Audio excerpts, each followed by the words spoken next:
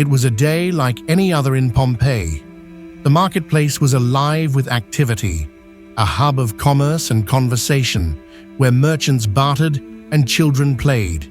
The sun bathed the city in warmth, its rays glinting off the marble columns and terracotta roofs.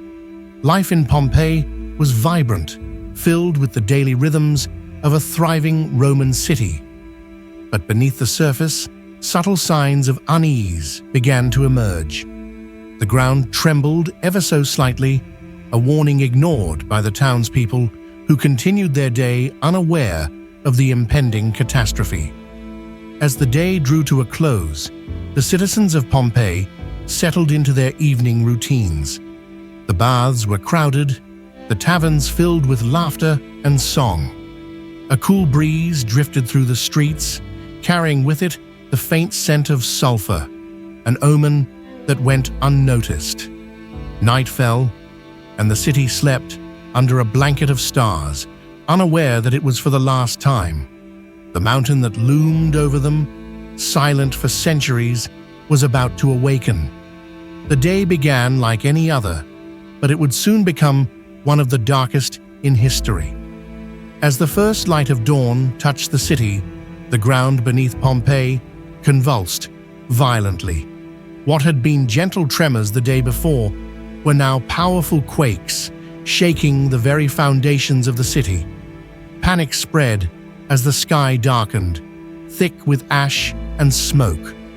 Mount Vesuvius had erupted with a force unimaginable, sending molten rock and a deadly cloud of gas and ash hurtling towards the city. The once vibrant streets were now scenes of chaos as people fled in terror, only to be overwhelmed by the fury of the mountain. As Vesuvius roared to life, its massive plume of ash and pumice towered into the sky, blotting out the sun. The mountain, long dormant, unleashed its pent-up wrath with a violence that stunned even the heavens. Rivers of molten lava flowed down its slopes, devouring everything in their path. The air grew thick with toxic fumes, suffocating those who had not yet found shelter. The ground beneath Pompeii cracked and split, as if the earth itself were groaning in agony. Buildings crumbled under the relentless onslaught, their once proud structures reduced to rubble in mere moments. The very stones seemed to melt away as the heat intensified, turning the city into a furnace of despair. Yet, amidst the devastation, there were moments of eerie stillness.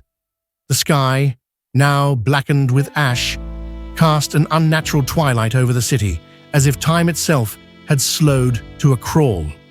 Shadows flickered in the gloom, and the cries of the dying were swallowed by the roar of the mountain.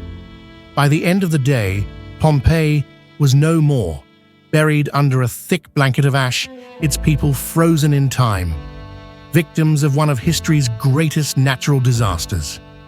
Mount Vesuvius, now spent and silent, stood as a grim sentinel over the wasteland it had created. The mountain had reclaimed its due, a force of nature that answered to no man, its fury a reminder of the fragility of life. And so Pompeii was left to sleep beneath the ashes, its story preserved in the earth, waiting to be uncovered centuries later. A city lost in an instant, yet immortalized forever. A testament to the power of the mountain that had once loomed silently over its streets.